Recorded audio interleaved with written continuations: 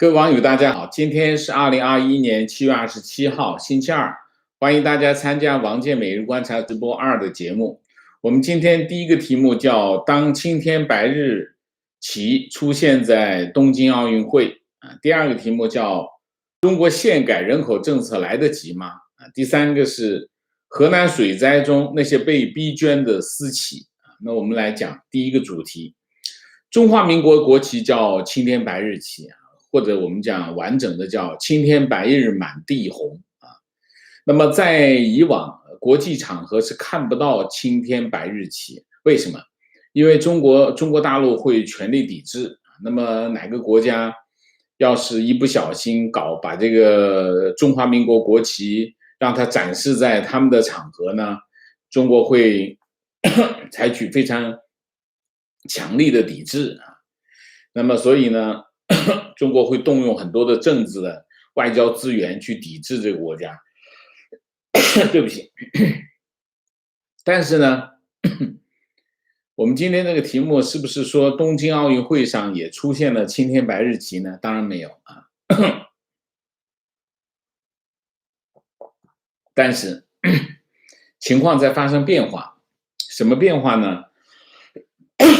对不起，越来越多的国家的媒体在东京奥运会的报道的过程当中，主动的展示这个中华民国国旗，也就是青天白日旗那么 TSN 是加拿大最大的这个体育频道它官方网页上的这个奖牌榜，台湾它也是标明叫中华台北但是它没有用中华台北的奥运旗，用的是什么？直接用这个青天白日旗那么这里会不会是他加拿大的媒体不了解这个海峡两岸的这个关系，不了解这个敏感性呢？当然不是当然不是。加拿大媒体非常了解两岸关系在这个东京奥运会的开幕式上，加拿大国家广播公司主持人跟观众说这个台湾队举的旗帜不是他们自己的旗帜不是他们自己的国旗，是因为中国说台湾是坚持是中国的一个省，所以只能在压力之下，只能以中华台北之名拿着奥运会的这个会旗进场，所以他们很清楚发生什么事情那么当中国队进场的时候呢，主持人说中国实力很强大但是呢，而且中国明年将举行这个北京冬奥会，但是中国也引起了很多的国际批评，比如说这个2个加拿大人还在中国关押，还有很多人对中国的所作所为感到不舒服对他举办冬奥会呢出现了很多杂音这加拿大的国家电视台的主持人说的，这以前很难想象NCC 在转播这个中国队进场的时候，也细数中国在香港、在新疆的侵犯人权的行为，而且 NBC 这个主持人说，中国是美国最大的竞争对手那么很多国家的这个媒体都开始直呼台湾的Taiwan， 直接用 Taiwan 就是英文名称。那包括什么呢？包括 NHK 包括法国的报社，法国的报社也是直接用台湾，直接上这个中华民国国旗那么包括韩国、德国、荷兰、芬兰都开始现在直接叫台湾直接叫台湾，不叫中华台北直接叫台湾。这个以前是很少发生这样的事情那么这件事情到底是怎么发生的就是说你可以看这场奥运会一下子好多事情都翻过来了那它到底是怎么发生的？我们从猴子变人开始讲猴子变人怎么讲？从一个中国开始讲。一个中国在中国在对外关系当中有一个非常重要的原则，叫一个中国的原则。那么一个中国的原则有3段论第一，世界上只有一个中国，这第一；第二，中华人民共和国是中国唯一合法政府第二；第三，台湾是中国不可分割的一部分。就这三段论啊。那么中国跟任何一个国家建交啊，那么它的核心其实就是这个一个中国的原则，也就是这个三段论啊。那么中国跟其他国家建交，为什么它要强调一个中国的原则？其实这个一个中国的原则有两重含义啊。第一重含义讲的是什么？第一重含义讲的是中共执政的合法性啊，就是要别的国家承认中共执政的合法性，这是第一个，这个很重要啊，这个非常重要啊。第二个，中国大陆统一台湾的合法性，其实就是他把他一个所谓一个中国的原则，其实包含了这两层含义。所以就为什么，所以你可以看到，就是说其实都是中国人啊。你看为什么中国大陆不遗余力的打击台湾在国际场合上的地位？原因是什么？原因就是一个中国的原则。有一个中国的原则，他就要打击台湾。打击台湾跟什么有关？跟中共自己的政权有关系啊。这是什么？其实这是中国的一个政治现状。这个政治现状是什么？这个政治现状就是中国处于一个分治的状态，有中国大陆，有台湾啊。那么虽然香港回归，虽然这个澳门回归，但是中国仍然是处于一个分治的状态。这种分治的状态令中国在这个国际场合，在国际舞台上面，它有相当的脆弱性啊。为什么呢？你想一下，你的执政的合法性，或者是你对台湾的这种属性合法性，就对台湾主权申诉的合法性，取决于什么？取决于其他国家的认同。其他国家认同你才有合法性，其他国家不认同，你这合法性自己关起门来喊就行了，没有意义。所以在这个问题上呢，所以呢，为什么中国会在国际场合，就是像猎犬一样的到处闻啊，闻这个跟台湾有没有关系啊？你有没有出现中华民国国旗？有没有出现中华民国4个字？有没有出现台湾官员出现在这些场合？那像猎犬一样，然后一发现就像疯了一样的就咬，疯狂的咬。原因是什么？你想一下，这里面包含了中共政权的合法性，包含了中国大陆统一台湾的这个合法性在这里头。你说他会不会疯？肯定疯了啊！所以我们就可以看到，这里面有一个最重要的元素是谁？或者是最关键的一个国家就是美国啊。美国是中美关系的关键。美国作为带头大哥的这个地位，对中国来说也非常的关键。为什么？因为其他国家听他的，跟他走，中美建交才有其他的国家跟中国建交啊。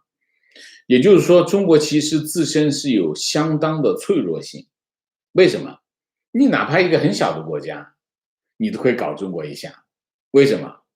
因为你在分治所以其实中国的政治现实或者中国的外交现实，和他表现出来的态度是不匹配的啊，不匹配。好，这件事情的发生到现在是什么情况？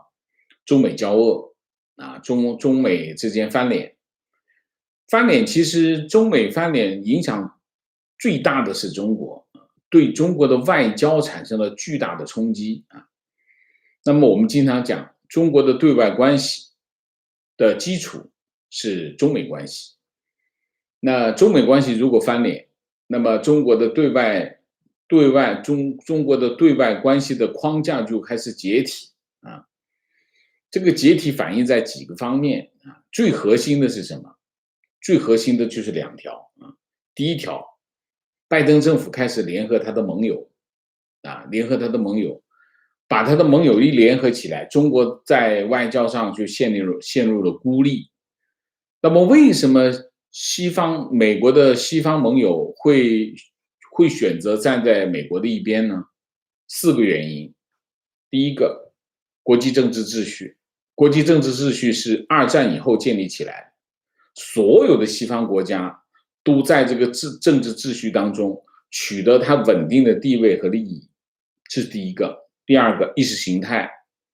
那么共产党的意识形态跟民主政治的意识形态是对立的啊。第三个，地缘政治。第四个，谁强谁弱这不清楚吗？你肯定会选择跟一个强大的国家站在一起啊。所以他西方国家西方的这些盟友们没有选择，就站在美国的一边，那中国就孤立了啊。那么这是一个。另外一个就是美国采取了另外一个战略，这个战略是什么？强化和台湾的关系。其实中美关系里面有很多，我们之前讲过，就是讲了很多次，就是说，国家这个实力的差距，实力差距其实反映在核心的地方是什么？就是台湾。你想一下，其实中国的中华人民共和国，它的政治地位是很脆弱的，因为它处于分治状态。美国稍微的动一动资源，它就非常的动荡。你比如说，就我跟他讲，美国采取一个非常重要的战略，强化跟台湾的关系啊，改变了它一强化跟台湾的关系，原来的关系是什么？中美关系比较近，那美国跟台湾比较远，大陆跟台湾的关系比较远，大概是一个这样的三角关系。现在的关系反过来，台湾跟美国比较近，大陆比较远，这不就动荡起来吗？啊，所以呢，美国开始帮助台湾不断的提高台湾在国际舞台上的角色和地位，那么台湾和其他西方国家的关系开始就越来越近了，其中最突出就是日本。那你想一下，这次奥运会又在日本开，那么日本啊，包括澳大利亚，包括英国啊，包括加拿大等等，这些国家都开始跟台湾越走越近啊。那么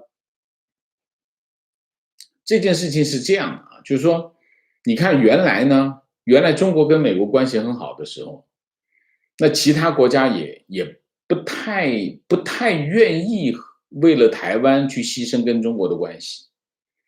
那你现在中美关系都翻脸了，那就不存在这样的问题，不存在这样的问题。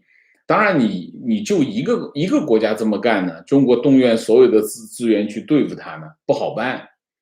如果其他国家都一起这么干的时候，你中国就忙不过来了。所以你举个例子，澳大利亚就是个例子。澳大利亚一开始扛了一下，扛得很难受，但是大家一发现，其实澳大利亚什么事儿没有，这下麻烦了，麻烦大了啊。那这另外一个例子就是什么？就是立陶宛，台湾跟立陶宛还是没有建交，还没有建交啊，没建交，就是台湾去立陶宛设这个以台湾名义设代表处啊，这个口子一开就不好办啊。那么实际上呢，你可以看这个趋势，就是这个趋势，就是什么呢？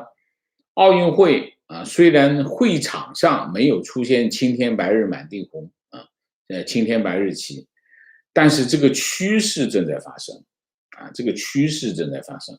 也就是说，什么意思呢？中国未来的外交形势非常的严峻，这有点像什么？这有点像洪水。这个洪水，这个一上来，好家伙，这个各个坝，这个坝就12，之前讲什么，像12个管涌，它个12个管涌，这坝就差不多给废了，挡不住了。所以实际上呢，中国的战狼外交呢是非常愚蠢啊，看得过去。战狼外交没有别的，战狼外交就一个动作，翻脸。但问题是，如果这个国家它根本没有东西出口到中国，他也没有企业有机会跑到中国去，也不在乎你给那几百万美元的话，你拿他一点办法都没有。他跑到台湾去，你要是跟我翻脸是吧？好，那我就直接跟台湾建交，你怎么办？你现在还没有第一个啊，就是立陶宛是去办事处啊，你中间碰一个东欧的某一个国家跑到台湾去跟他建交，你怎么弄？这个口子一开，那中国的这个我们叫这个堤防，那就管涌的问题了，那直接就缺口了。那一冲的话，那就是越冲越大，你怎么守得住？你守不住的话，我们刚才讲，一个中国的原则里面包着两样东西，一个是中共的政权合法性，一个是统一台湾的合法性。你这两样东西都没了，对中国来说，那绝对是天大的、天崩地裂的事情。所以你可以看一下啊，我们现在你从这个角度去看，战狼外交是什么？战狼外交简单的讲就是傻叉，没别的啊。你就我们可以通过这个青天白日旗出现在东京奥运会，不是会场，这个场合，你可以反映到这个趋势啊。那我们这第一个主题，第二个主题，为什么会讲起人口政策？今天昨天是看到一个网友上来讲这个新生儿的数据的问题啊，是在易富贤先生的这个推特上看见，说有一个人拿到一个数据啊，这个数据是什么呢？就是这个新生儿打这个乙肝疫苗的这个数据啊，这个数据为什么有用呢？因为中国所有的新生儿在48小时要打第一针这个乙肝疫苗啊，所以呢，而且这个乙肝疫苗现在扫码可以追溯，所以这个数据是蛮准的。他拿到了这个数据，就是说第一针乙肝疫苗的用量基本上是等于新生儿的数量啊，就不用等这个国家统计局来公布啊。国家统计局一公布呢，你不知道是真是假，中间这个水分很多。那这个网友应该在雪球上面的数据说出来以后，后来这个雪球给他删了。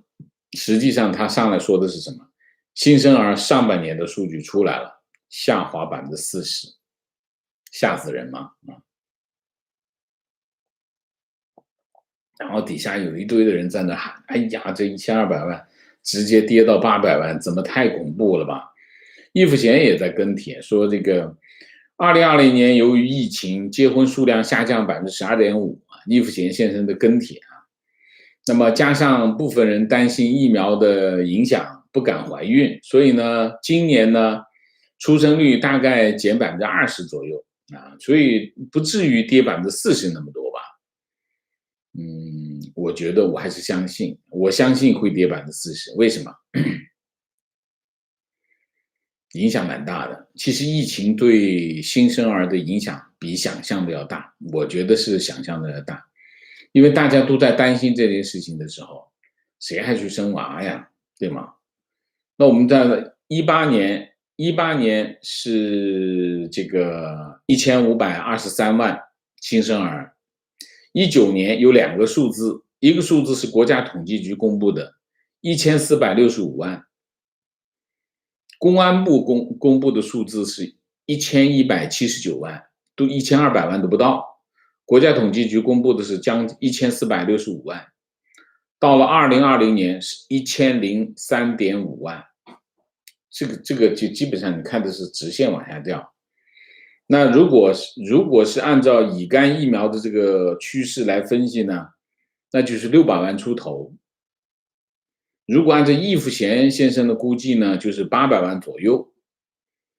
那不管是600万还是800万，中国人口危机毫无疑问是正在发生啊！不管他怎么忽悠大家，没有用的。为什么？你就看什么？你就看这个卖奶粉的企业，它的业绩的情况，你就知道中国新生儿的情况正在雪崩式的下跌啊！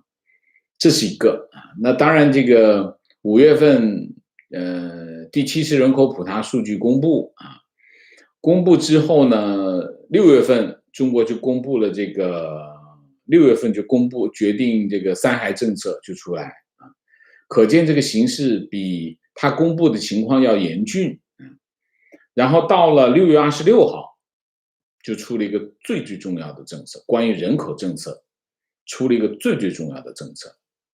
这个政策叫什么？叫中共中央、国务院关于优化生育政策、促进人口长期均衡发展的决定。啊，这个名称不是意见了啊，这是决定，决定就是政策啊，意见不一定是政策啊。那这就是一个中国人口政策的一个巨大改变啊。那么我后面就具体的介绍一下啊，这个政策是什么啊？它目标是说到2025年积极生育支持政策体系基本建立啊，积极生育支持政策体系啊，这什么鬼话啊，真的是。服务管理制度基本完备，优生优育服务水平明显提高啊，叽里呱啦啊，我不念了啊。什么意思呢？就是4条。其实我这段话它的目标就是4点。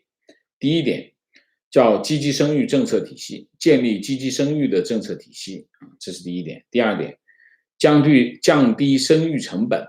第3点，生育水平适当提高。第4点，不取消计划生育啊，在他的目标当中没有提到取消计划生育，为什么不取消？我们后面再解释啊。但是他肯定他的目标是没有取消计划生育的啊。好，他就开始这个决定呢，有一系列的政策啊，一系列我大概介绍一下啊，有大概几个9个方面的政策啊，也有很多废话我就不讲了，我就不放进来啊。我总结了一下，大概9个政策。第一个，三孩政策。三孩政策首先要干什么？要修改人口与计划生育法啊。那么提倡这个适龄婚育，实施三孩政策，这是第一个啊，就是第一个就是三孩政策。三孩政策要改法啊，改这个计划生育法。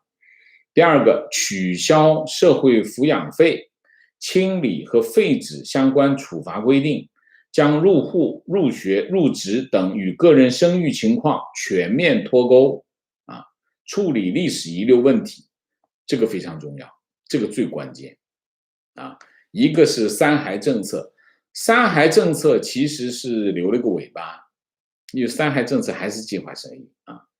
然后这个就是最关键的，取消社会抚养费啊，这是个社会抚养费是人类历史上最无耻的一个收费啊，因为中共从来没抚养过任何一个人，但是他要收社会抚养费啊。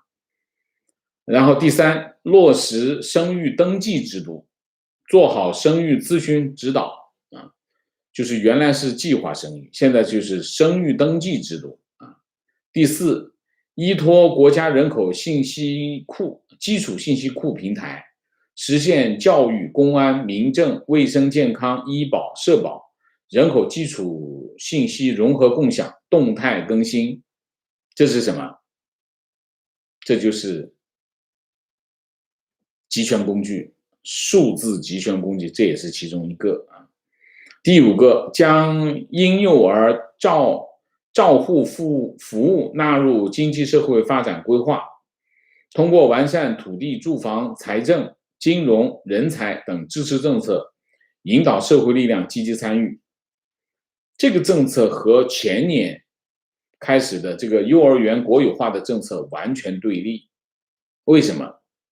我相信是这样，前年开始的这个幼儿园，因为之前是大力发展这个社会办幼儿园的这个政策，很多资金进入了幼儿园市场。然后前年年底，前年11月份开始出政策，就开始把这些私人的幼儿园给收归国有。那么应该现在这个政策出问题了，问题出在哪里？大家知道，你把它拢到手里面，你得掏钱啊，你不掏钱怎么行？你不掏钱，结果这个幼儿园就倒闭。幼儿园倒闭意味着什么？意味着很多孩子就没办法上幼儿园，这就是现在的现状。所以他就开始改政策了，就是还是那句话，共产党治国，面多了加水，水多了加面啊。然后第六，大力发展多种形式的普惠服务你看这个开始有了说发挥中央预算内投资的引导和撬动作用推动建设一批方便可及、价格可以接受、质量有保证的托育服务机构就政府要开始掏钱干这个事情，可行吗？我才不信呢。为什么？投入非常的大。中国，你想一下，中国是一个连高中都没办法普及的一个国家，他会投入这么多资金去放到这个托育服务上面去吗？我绝对不相信然后第二个，支持有条件的用人单位为职工提供托育服务，这是真的了自己不掏钱，让用人单位来掏钱。那国企就开始盖幼儿园了，你可以干鼓励国有企业等主体积极参与各级政府推动的普惠托育服务体系建设，国企就出来了然后加强社区托育服务设施建设，完善居住社区婴幼儿活动场所和服务设施。原来全收归国有，现在又开始讲这样的话了，是制定家庭托育点管理办法。这个又开始说，原来在取缔支持隔代照料、家庭互助等照护模式这都是取缔的。从前年的11月份开始，就全部都在取缔，甚至他还提出支持家政企业扩大育儿服务可见现在这个局面相当的严峻。鼓励支持有条件的幼儿园招收2至3岁的幼儿第七，落实产假、哺乳假等政策。第八，结合这个个人所得税修改，推动将3岁以下婴幼儿照护费用纳入个人所得税专项附加扣除。才3岁嘛，直接18岁不好吗？所以中共就是对老百姓呢是克扣的，算的1分钱都在算9，推进教育公平和优质教育资源供给那这个我之前讲过，这个就跟什么有关？教培有关我就不念了大体上是这9条政策，这9条政策下来呢，这个是6月26号出台的一个人口政策，其实是中共中央国务院6月26号出的政策。好，最新的发展，全国优化生育政策电视电话会议7月27号在北京召开，李克强批示3条。第1条，实施好3孩政策；第2条，切实提高优生优育服务水平，减轻负担就是3条。孙春兰主持会议孙春兰是负责计划生育的然后就是提出1、2、3、4、7条，7条就是第1个就修法，第2个就是推进妇幼保健机构的标准化建设，第3个就是综合利用这个，它有一个指标很重要，他说是怎么说呢？到2025年1000人口托位数达到4.5个，托位数就托儿所，就幼儿园每1000个人要有4.5个幼儿园的学位，就这个意思等等讲了一堆跟刚才我们前面讲的有关系。然后是什么呢？8月份人大常委会第30次会议审议呢修改人口与计划生育法基本上就这样。分析一下几点。第1点，中国高层显然是根据最新的人口普查的数据调查的数据来调整这个人口政策这个是没有疑问。这里面包括第1个3孩政策3孩政策什么意思呢？就是计划生育不取消留个尾巴，这个尾巴是意思什么意思？就是中共不认错，继续留着，就有点像什么？就有点反右。反右是谁干的？反右其实是毛泽东引蛇出洞，但是真正执行者是谁？是邓小平。所以呢，到现在为止，中共在讲反右呢，说的是什么？说是扩大化。其实基本上右派全部都摘帽，都平反了。但是呢，留个尾巴，为什么？因为这个事是邓小平干，所以呢，不能说反右是错的，只说它是扩大化。所以中共就是这么无聊啊。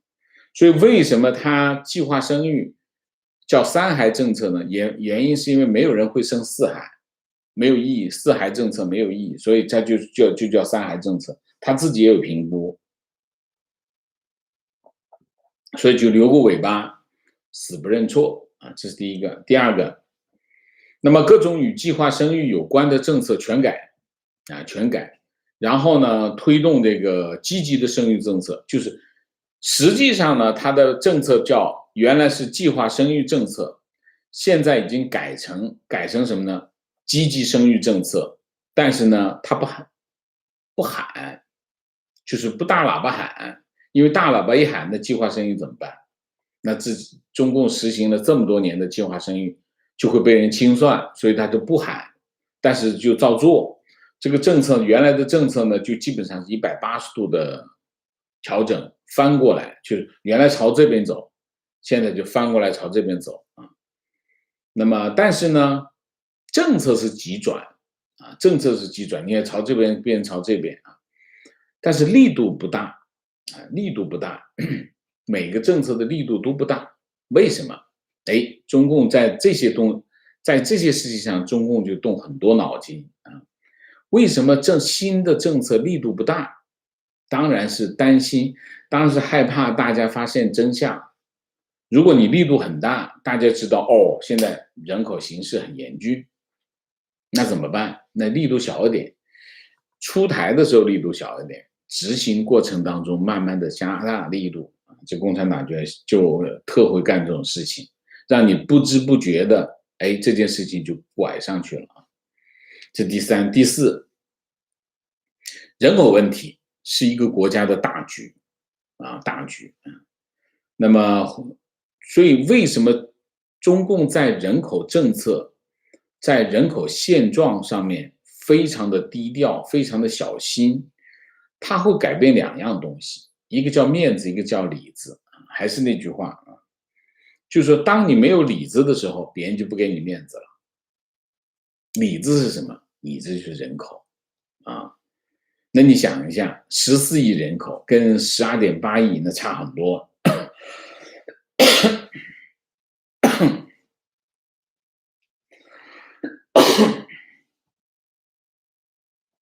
抱歉，那你讲经济、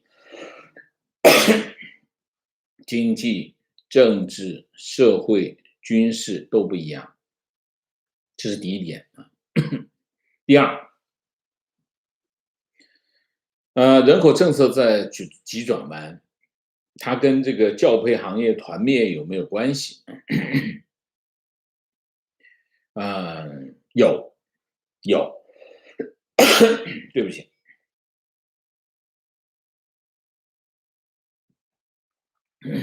你可以看到啊，中共在教培行业这个政策是个团灭的行业，就团灭的政策，就基本上教培行业就灭顶之灾，你别惦记了啊，就基本上就这么着了啊。但是是不是因为人口政策的调整，所以就出现了这个教培行业的这个团灭呢？我们可以讲，这个应该是这样的，他们之间有关联啊。你比如说刚才我们念的第9点，这里面就讲到这个教培行业跟教培行业是有关系的，但是它不是因果关系啊，不是因果关系。为什么？因为大家知道教培行业的大发展，其中有一个根本原因是什么？有个根本原因是政府在教育投入上不足。造成整个社会教育资源的供给不足，整个社会、整个国家的教育资源不足，于是呢，就产生了巨大的市场需求，教培行业就发展起来。它是一个这样的关系。那你现在所谓的找各种理由来讲，把这个教培行业灭掉没问题，但问题是什么呢？问题是你得公共资源得跟上，对吧？你把提供教培行业，其实讲到底就是提供教育资源，因为你自己政府不够，那其他的市场主体就来提供。你现在你把他们灭掉，那你得提供，你不提供的话，这个需求在那里，这件事情还会发生。道理就是这个道理。那政府有没有条件这么做呢？政府没有条件这么做，为什么？因为这件事情全是地方政府的事情。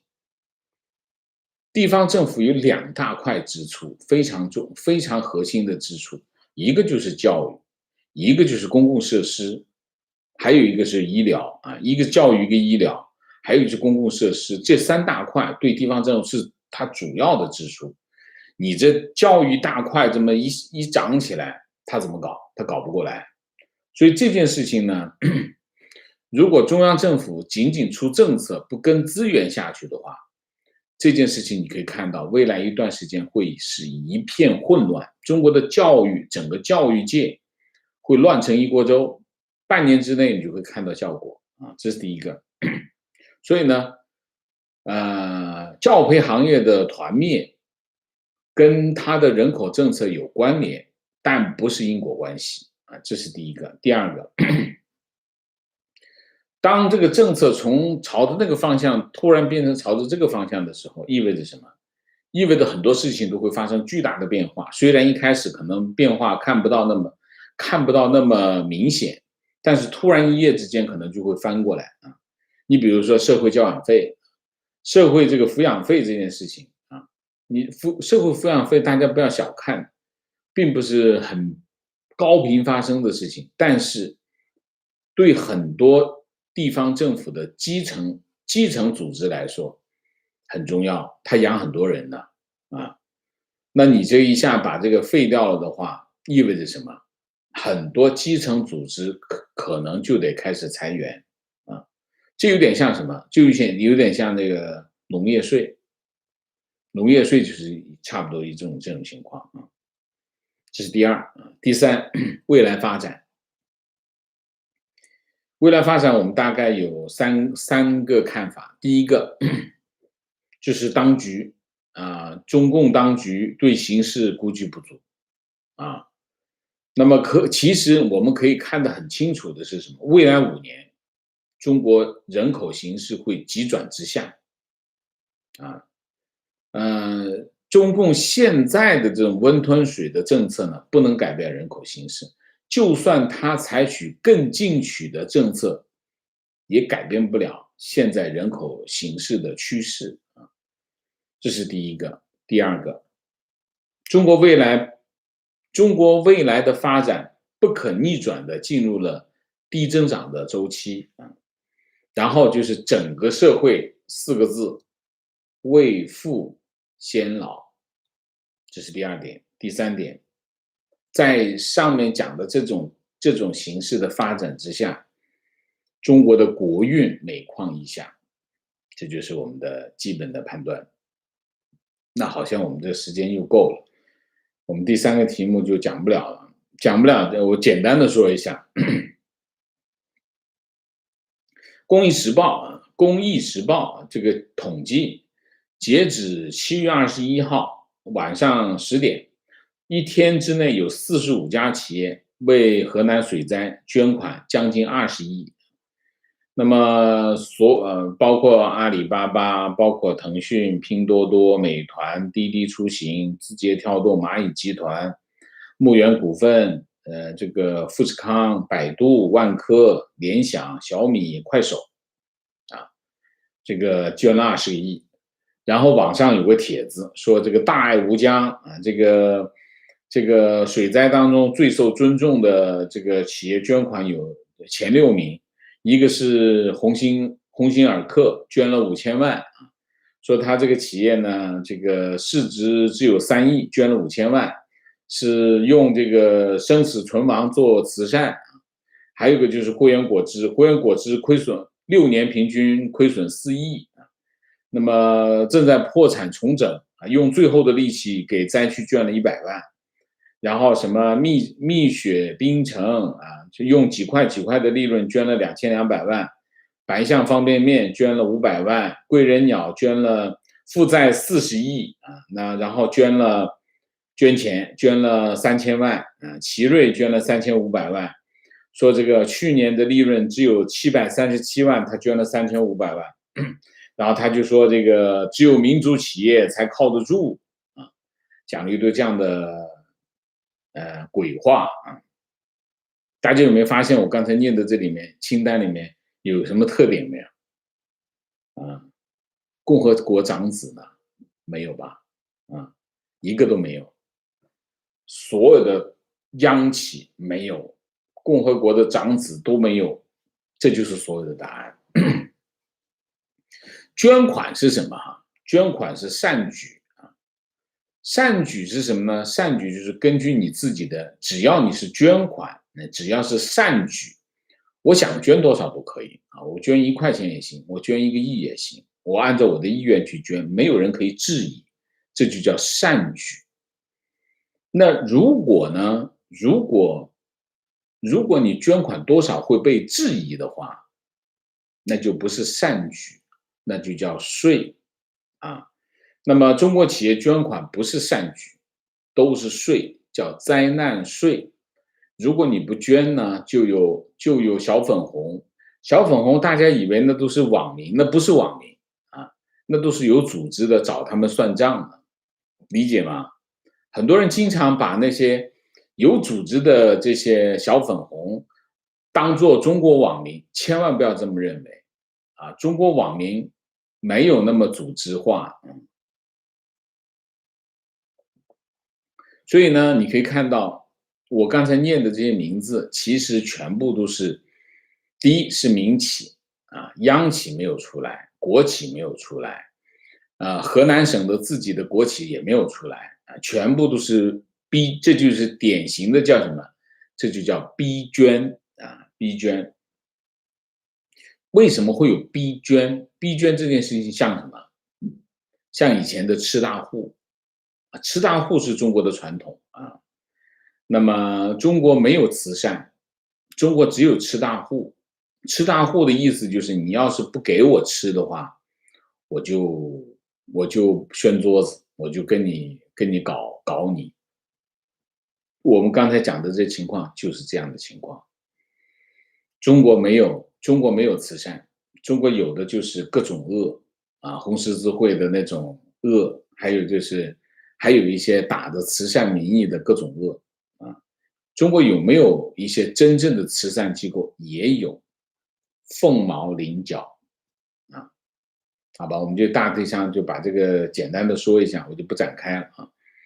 好的，我们今天的主题就到这里，下面进入互动。进入互动之前，温馨提示，请大家点赞，请新来的网友订阅，请大家加入我们的会员，支持我们做更好的节目。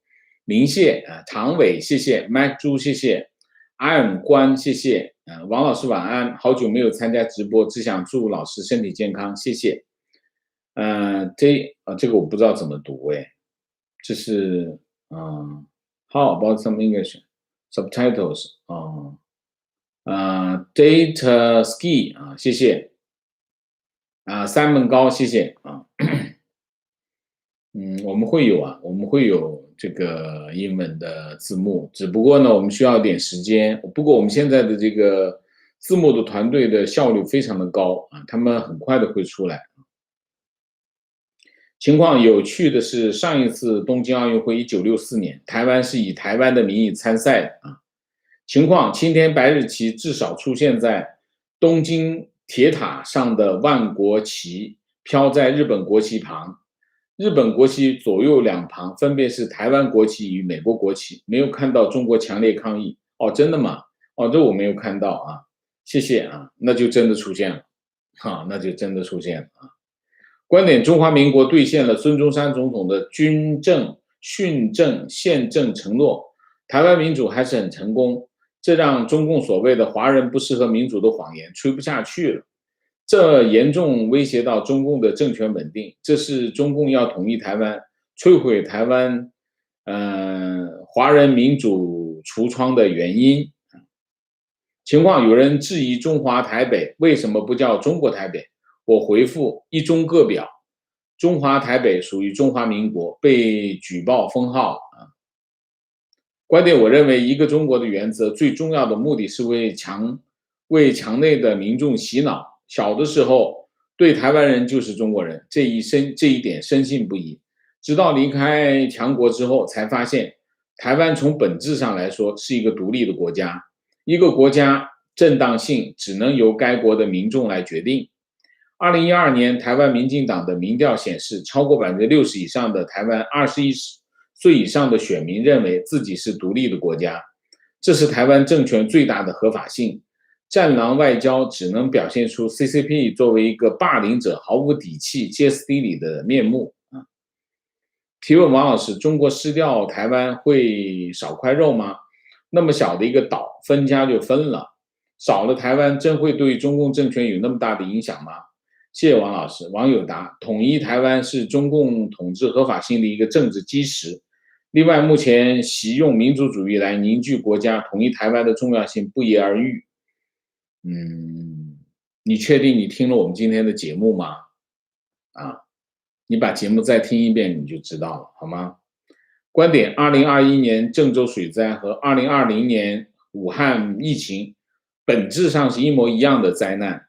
这两个城市都是近10年来 CCP 重金打造的内陆2线城市的头牌，都是众多内外资资本大量转移产业到内地的接收地，一瞬间达到了一线城市的硬件水平，环境、收入、高架、地铁、设施、商场、地产等等，官民都幸福感爆棚，好像穷光蛋一夜之间中了彩票，车子房子都备齐了，于是高兴的一脚油门飙到底，但是忘了其实根本没有学过怎么开这个从天上掉下来的豪车。我不同意这么说，我不同意这么讲。为什么？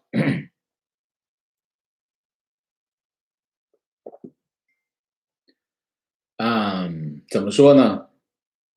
我不喜欢这种态度我不喜欢这种态度啊。中共是中共，老百姓是老百姓你这一话一讲呢，我不喜欢情况，香港拿金牌了，国内根本不报道。香港人不是自己人，这种刻意让国内的人恨香港人的措施还在继续，非常正确，非常正确。你看一下新华社，你看一下人民网，没有所以香港人要搞明白，很多香港的蓝丝自己还没搞清楚自己的定位所以蓝丝们，请大家醒一醒观点：中国被孤立还有一个重要的原因，道德。中共这几十年来做了太多有良知的人无法接受的事情，文革、天安门、西藏、维吾尔、香港、武汉肺炎等，做出这些事情怎能被大家容忍情绪：我们从小被洗脑，台湾是中国的一部分，从来没有想过质疑。出国10年，遇于台湾朋友，我们聊天时，他说1949年大陆沦陷了。我突然意识到，我们一直在一厢情愿地认为台湾是中国的领土，其实跟我们没啥关系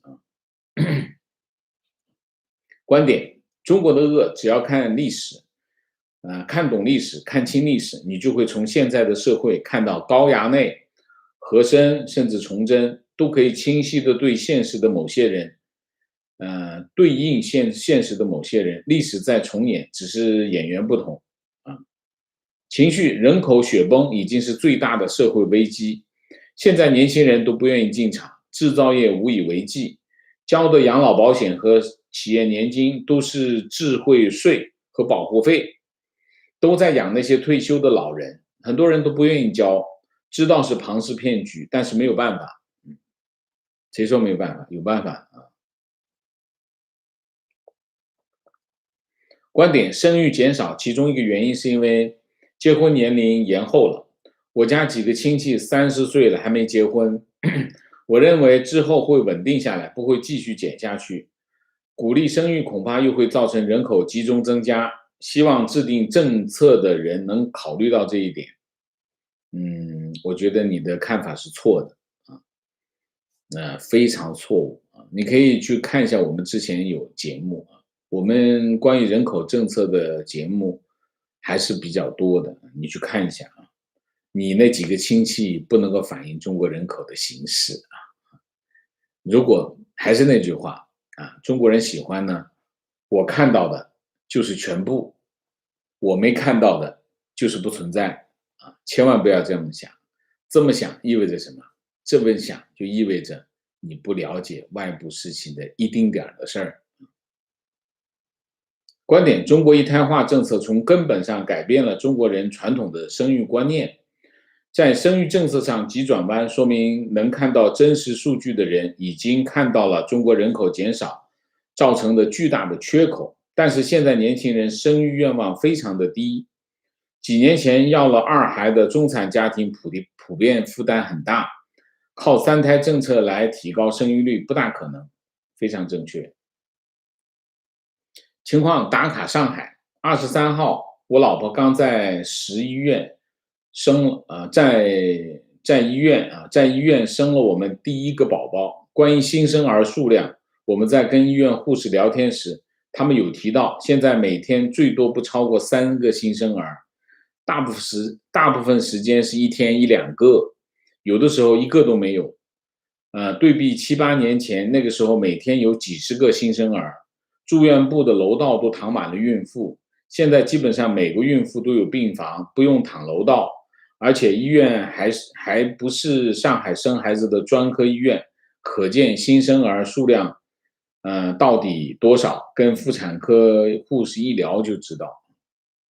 观点：中国就是一个大型的家族型公司，一切都用最低成本创造最大收益为目标，不会管人民幸不幸福。表面上的一些政策是为了培养劳动力，和公司一模一样。朋友的孩子才上幼儿园，党庆活动到今天没有结束，天天歌颂、跳舞啊，排练节目，这种洗脑太可怕，鬼才生了啊！情况：微博刚刚有条热搜，安徽老师别墅补课不当当场查处啊，开始放风了，就是这样。刚才不是今天上午有网友提出来说这个如果这个教培行业没有了没关系啊，老师自己私底下补课也行啊。我当时就说，我说你对共产党的这个了解还是不大够啊。他如果不想让这件事情发生，他是有办法的啊，这就是其中一个办法，叫什么？举报，让家长举报这老师。哎，中国家长真会去举报啊！这个安徽这个案子就是这么来的，就是家长真去举报啊。提问：前几天有个专家说，国家政策会有重大转变，从以前重视服务业改为以制造业为主。王老师怎么看？我不知道是哪个专家，你得给全套给我看，我不能就这么一嘴说，好吗？啊，请大家如果真的要提这种类型的问题的话，请你把整段的故事贴上来，好吧？我看一下到底，因为这个世界上没有无缘无故的政策，一定会有前因有后果，有核心有配套，它不可能有一个这样的政策，好吗？情况：大陆有大量抹黑台湾民主的言论，说台湾民主把台湾搞得糟糕透顶，乱七八糟云云。于是他们继续所谓的中国人不适合民主的废话。观点：中共经常说中共好不好，由中国人民评价；中华民国民进党好不好，由住在台湾的中华民国公民说了算。OK。情况：南京前2天还是只进不出，今天开始全面封城，同事想出来出差也全部取消了。情况，我今天很想做这个南京疫情，没有时间了，没有时间。情况，台湾南京疫情官方已经报超过100人，多小区预警，台风也同时路过南京，多处大树被吹倒，路过南京都有可能被隔离。但是南京本地还在持续要求到场上班，目前已经2次集中核酸检测，还在谋划第3次，10人同用一试纸检查，可见核酸检测能力不足。检测准确率依旧很低，对台风和疫情灾害也用一拖再拖，为了维稳草菅人命。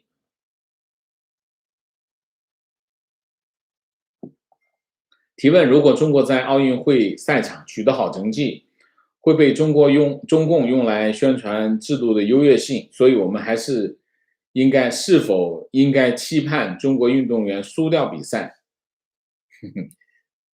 这个问题呢，就是连环套的问题。我希望每一个为这场比赛付出心血的运动员，能够在比赛中得到他们想要的赛果，不管是中国运动员还是其他国家的运动员。为什么？因为每个运动员，他们都有权利去在这个赛场上争取他们的胜利啊！我们要欣赏，我们要支持这些运动员去做这个努力，对吗？所以你问这个问题，我只能给你这个答案，因为你这个问题里面是一个套，两头套。你这一头呢说中国运动员这个如果胜利了，那中共就会拿这个胜利赛果来宣传洗脑。但是另外一个，中国的运动员也是人呐，你怎么能抹杀他们的努力呢？你怎么能抹杀他们的付出呢？所以你提这个问题呢，就是挖了个坑我当然不能跳进去你说呢？观点：中国人希望日本输，香港人希望中国输这些情感都来自于仇恨。不同的是，一种是被灌输的，一种是被伤害后自发的。我觉得还是那句话，我们要把账算在谁头上？中共头上，不能把这个账算在运动员头上。如果你连这个都搞不清楚的话，我劝你不要谈政治，好不好？情况，央企并不是没有捐款。刚刚搜到新闻显示，截止7月22号，89家中央企业累计向河南捐款现金10亿其中国家电网捐5000万，一汽3000万，中国移动2000万。OK， 我没有看到。但是你89家才捐了10亿，别人30多家就捐了20亿，是不是太少了一点你是长子对不对观点：本人非常反感这种拿民营企业在捐款上的压力，国企才是应该掏钱的主体。我也不会捐助任何慈善机构，但是我自己资助了2个云南的小孩读书，都是钱直接给个人观点：鸿星尔克这次捐款是炒作情况：北京外地车限行再加码，外地车一律不得进入2环以内。习近平的皇城，一方面北京100万人摇号，市民一号难求，不得不到外地上牌；一方面是特殊利益团体获取号牌资源高价倒卖，这就是对私有财产的公然侵犯。结果是拥堵和污染一个都没解决，倒是肥了既得利益者，这还指望老百姓多生吗？提问：美国2次被中国外交部战狼辱骂，一次是阿拉斯加，一次是天津。王老师，我不明白老美为什么非要一次次谈判，一次次挨骂，自取其辱？你怎么知道他挨骂你怎么知道他挨骂？对吗？你怎么知道美国没有骂回去呢？你显然对吧？所以你这个里面又是一个坑而且我相信你没有看昨天的节目，我昨天节目讲得很清楚情况 A 股28号早开盘上来就跌2个点，3天跌了快7个点，有点吓人。提问，请问王老师如何能够开启明智？即使身在美国，也感觉身边的小粉红很多，很多人搞不清楚政府和国家的区别。虽然您说过此次郑州市民围攻外国记者是有组织而为，但是身边也有人拍案叫好。这种事情我讲了很多次了，一定会有啊，一定会有啊。你就让它存在吧，没有关系嘛，它不能改变什么，你说呢？我还是那句话，我们做好自己就好了，这是很重要的前提。我不能解决这个问题，我解决不了这个问题，我不相信有人能解决这个问题。这是一个什么？这是个现实。为什么？因为他们被洗脑，这个洗脑的机器是一直存在，不仅在中国大陆，在海外也有。那么我们需要每个人多做一点，让这些事情慢慢的改变，不可能一夜之间就消失的。情况，香港何诗蓓200米自由泳银牌，恭喜何诗蓓谢谢。提问，王老师，这次中共外交危机和89年之后的危机比有什么不同？也希望王老师会在会员专门开一个专题讲89之后中共外交突围。有机会有新闻关联的话我们就讲好吗？没有新闻关联我就没办法讲，因为那会很枯燥。情绪，新工作刚入职立马充了会员，谢谢。来美读书就一直在关注王老师的节目，非常喜欢，启迪明智，也希望有一天墙内的人听到如此清醒客观的节目，加油，谢谢。这里面有2点，我觉得对于我们普通人来说，第一个，我还是那句话，无论是你的朋友，还是你的亲戚，还是你的亲人，如果他是粉红，你要接受这个现实那么机缘，如果有机缘，他们能够自己改变，你可以帮助他们去改变，但是改变不了，你也得接受。很多人的问题并不是他对这件事情有多么在意，而是他根本接受不了别人跟他不一样。中国人一定要改变这个习惯，你一定要接受别人跟你不一样，这是第一点。第二点，我们每天都做一点能够做的事情，每个人每天做一点，这件事情就会改变，好吗？谢谢啊，明谢 TT 谢谢 Soil Bean 谢谢，凤梨啤酒谢谢Data Ski 谢谢，丁建军谢谢 Rene Max 谢谢，刘燕谢谢。好，我们今天的节目就到这里，感谢大家的参与，我们下一个节目再见。再见之前，请大家点赞，请新来的网友订阅，请大家加入我们的会员，支持我们做更好的节目，做更好的自己。谢谢大家，谢谢。